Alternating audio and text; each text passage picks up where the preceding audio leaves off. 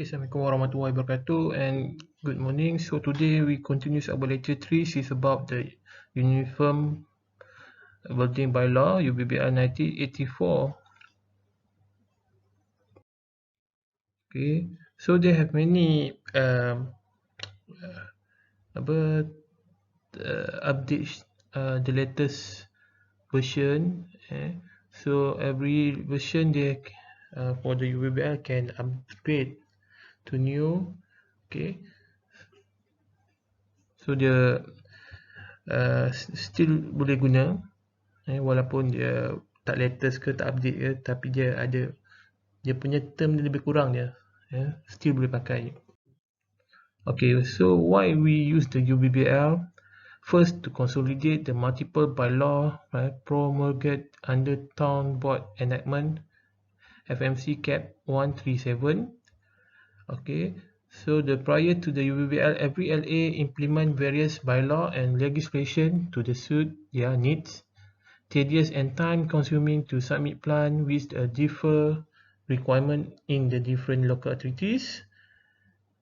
Requirements are outdated and obsolete. A need of the uniform bylaw applicable to all local authorities with the intention of reducing costs and time and streamlining submission procedure. Okay, so the advantages seperti biasa.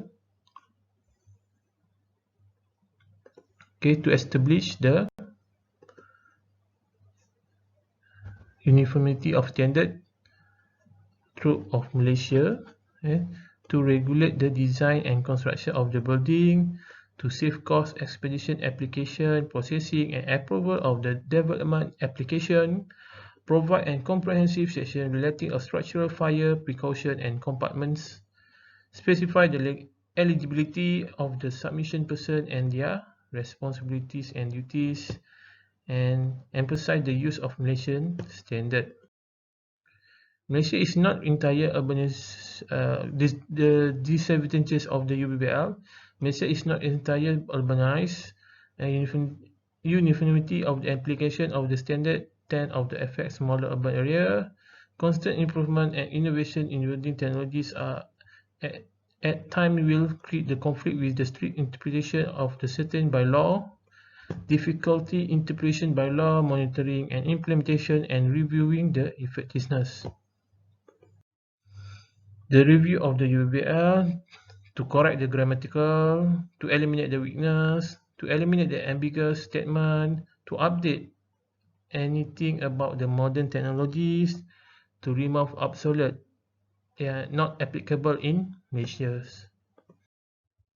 Another is to convert the imperial unit to metric, to add new bylaws such as atrium, high-rise building, provision for the additional protection for the fire extinguishers, green building, or so on.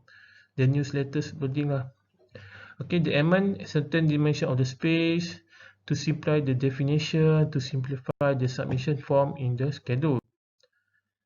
Further amendment and provision for the disabled person, to emphasize the energy conservation measure, to provision for the lining protection, review of the fire protection revision in line with the Fire Service Act 88, procedure for the building submission, e-submission, provision of the building service. Okay, so this is a part. They have berapa ni? 1, 2, 3, 4, 5, 6, 7, 8, 9. So they have 9 part inside the UBBL. So the part 1 is a preliminaries. Part 2 is about the submission of the plan for approval. Part 3 for space, light and ventilation. Part 4, temporary work in connection with the building operation. Part 5, structural requirement. Part 6, constitution requirement. Part 7, fire requirement. Part 8, fire alarm and fire detection. And Part 9, miscellaneous.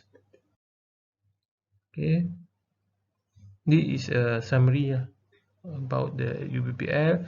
For the bylaw 2 is about the qualified person, mean the architecture resistant building environment. Engineer Act means street drainage and building act. Part 2, submission and plan approval. Bylaw 3, 1, additional of requirement of section 70 and act. Bylaw 371C, all the plant form must be certified by a qualified person. Bylaw 3.2, plans, drawing and calculation shall be submitted by a qualified person. Okay. Bylaw 5, about the supervision of the work shall be carried out by the qualified person. Bylaw 6.1, all the plan submit must be signed by the qualified person and owner of his agent. Bylaw 7.1, qualified person shall be fully responsible for the execution of the work. Bylaw 1A, Bylaw 7.1A, constitution of another qualified person must be agreed upon the bylaw. Bylaw 7.1b, the owner can substitute of qualified person provide work has not commenced on site. Okay. Bylaw 7.2 is the local authority agrees to substitute qualified person works on the site should not be continued until the replacement has been made. Bylaw 7.3 is about the original qualified person is incapacitated. The owner must produce evidence prior of the appointment of the substitute. Bylaw 8 to 10 stipulate submission requirement and no offset scale of the drawing.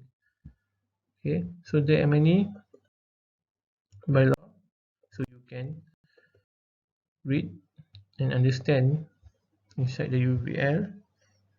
Okay, this is a schedule, second schedule, first schedule, second schedule, form A, B, C, D, E, F, and so on. That's all for today. Assalamualaikum.